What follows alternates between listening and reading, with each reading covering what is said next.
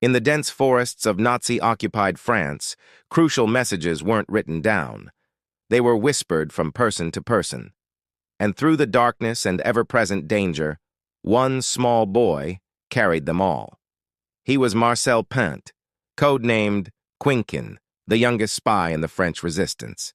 He paid a price no child should ever have to pay. He was only 12 years old. Marcel grew up in Aix-sur-Vienne, a small, picturesque French village. While other boys his age were outside playing with marbles, Marcel was playing a much more serious game. He was a courier for the resistance. His own father, a leader in the local underground network, entrusted him with these dangerous missions. Why? Because no German soldier would ever suspect a child.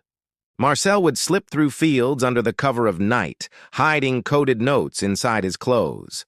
He guided parachute drops for Allied agents, memorized maps, and learned the art of complete silence. At the tender age of 12, he understood fear in a way most adults never will.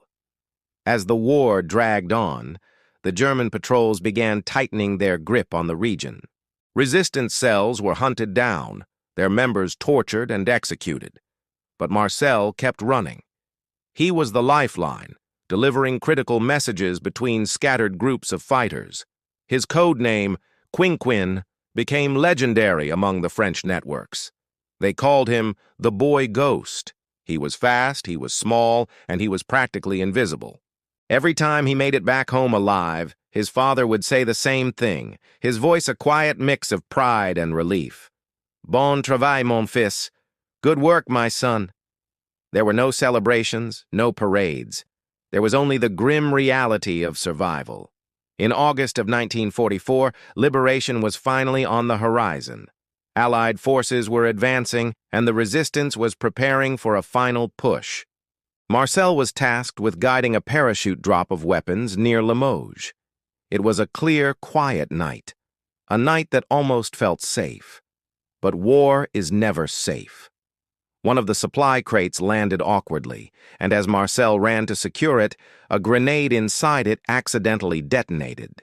The sudden, violent explosion shattered the silence of the forest, and in that instant, the life of France's youngest resistance fighter was tragically cut short. He was 12 years old. The resistance buried him with full military honors. His grave was marked with a simple, powerful inscription, Mort pour la France, died for France. For decades, his incredible story was nearly lost to history, a quiet footnote in a global conflict. But in 2020, France officially recognized his sacrifice, awarding him posthumous military honors. At the ceremony, the French army saluted his courage. A general spoke softly, his words echoing the sentiment of a nation. Even a child understood that freedom is worth everything. Marcel Pinte never fired a gun. He didn't need to. His bravery was a silent force, carried in his quiet footsteps through enemy lines, fueled by a child's unwavering belief that right would ultimately triumph over wrong.